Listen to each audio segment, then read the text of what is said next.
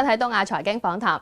喺今年嘅頭一季，內地嘅 AI 人工智能系統 DeepSeek 啦係橫空出世㗎，令到投資者咧對科網股都相當有熱情。不過去到4月份，最難估嘅特朗普關稅政策啦，令到市場亦都有明顯嘅調整。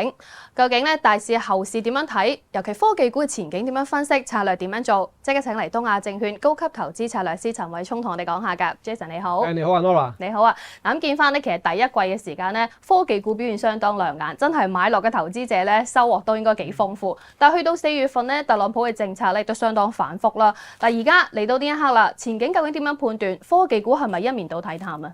係啦，咁呢一段時間當然特朗普個關稅嘅政策就朝令夕改啦。特別你話可能譬如對於中國嘅關稅稅率，咁過去嗰段時間又加又減，咁基本上咧都好多變數啊。咁但係純粹如果你話以一個即係關稅嗰個政策，咁究竟對於即係譬如內地方面一啲科技企業係咪話真係有個咁大衝擊咧？如果你話睇翻一啲實際數字，譬如香港上市嘅整體一啲即係中資科技股啦，對於美國嗰個出口或者美國市場嗰個收入嘅佔比咧，其實就係好低嘅一個水平嘅。我講緊可能係一個即係低單位數嘅數字。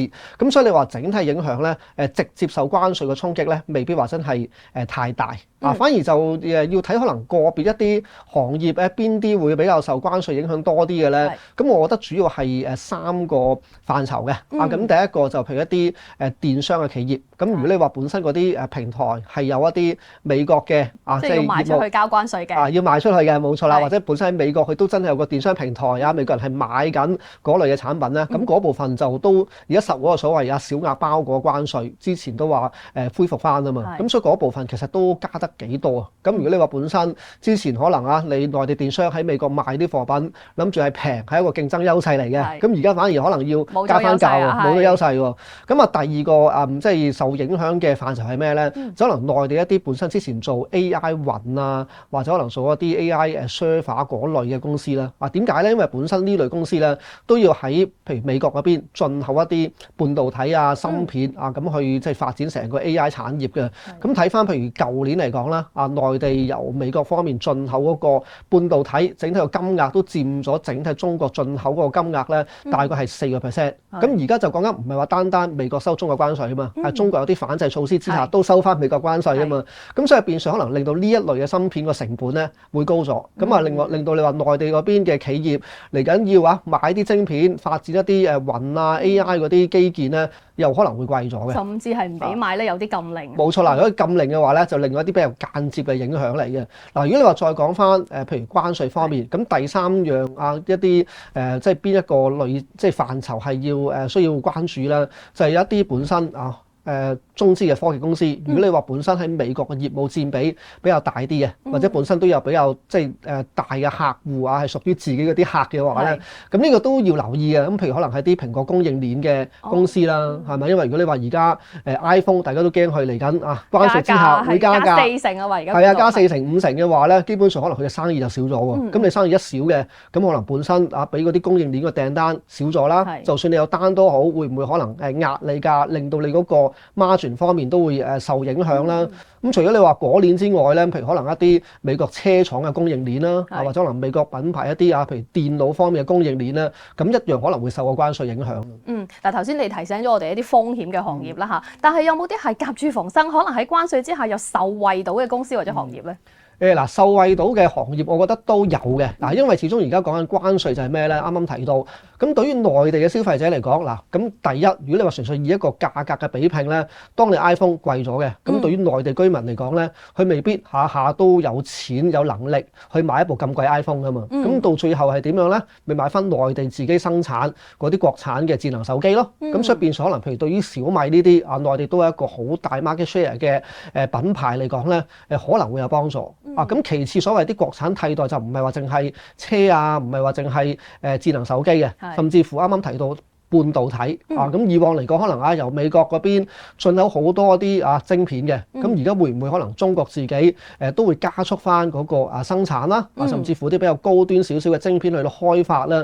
咁呢部分對於喺香港上市一啲係國產芯片生產開發嗰類嘅企業咧，都可能係會有幫助咯。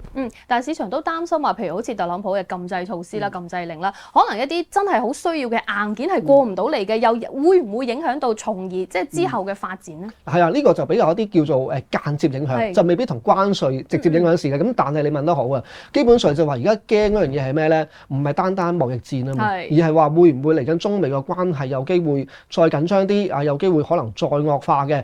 咁變相就令到嚟緊可能喺個科技嘅範疇上邊，可能都會有啲影響。譬如之前都提到啊，美國對於一啲好高端嘅 AI 晶片咧，其實之前都已經係做咗個禁制啦，講到明就唔賣得俾中國嘅，咁但係而家都仲有一部分係可以賣得到嘅喎，咁但係會唔會嚟緊連呢一個嘅範疇都封埋咧？咁呢個係其中嘅風險嚟嘅。咁第二個都比較係間接少少影響係咩咧？就係擔心美國嗰個所謂禁投令。即係之前喺2月份嘅時候，特朗普啦都簽住咗個最新嘅行政命令係咩咧？就係叫美國優先投資。咁係講到咧，美國方面，譬如一啲養老基金啦，啲政府嘅基金，又或者可能啲大學本身嗰啲資助基金咧，就唔可以話用佢哋嘅錢嚟買一啲咧中資一啲叫做戰略性產業嗰啲嘅股票。咁當中譬如啲人工智能啦、量子計算等等嘅行業咧，都可能會受到禁投令影響。咁但係而家呢個咧就都係純粹一個特定嘅範疇。會唔會你話嚟緊呢一個限投又好禁投都好，可能會擴散到其他美資嘅基金咧？咁呢個都係一個變數嚟咯。咁所以我覺得，如果你話純粹以一個風險嘅角度去考慮咧，中資科技股咧就唔係話完全話真係咧唔受嗰個中美因素影響嘅。係，但要問多少少咯喎。而家特朗普政府可能講到話，喺美國上市一啲中概股嘅科技股都可能要除牌喎。呢個因素又考慮在內未咧？嗱，呢個都係比較即係新少少啦。咁即係始終你話除牌呢個因素，對於本身一啲喺美國有上市嗰啲科技股咧，即時或者短線裏邊咧，會有啲震盪嘅。因為某程度上可能某啲美國嘅基金或者環球嘅資金咧，可能佢哋之前係買嘅一啲美股方面嗰啲中概股啊嘛。如果你話真係除牌焗住沽嘅話咧，即時壓力係有。咁但係你話比起幾年前Trump 1.0嘅年代嘅時候咧，其實都講過除牌呢樣嘢。即係當陣時都拗咗好耐，跟住到最後都叫做一啲核數會計嗰邊叫即係傾得掂咧，先係冇將呢樣嘢再發酵啊嘛。咁但係其實對於好多中國嘅企業嚟講，都做咗兩手準備啊。之前本身可能有啲就係純粹喺美國上市嘅，咁喺呢幾年咧都慢慢翻嚟香港呢邊做一個雙重上市啦。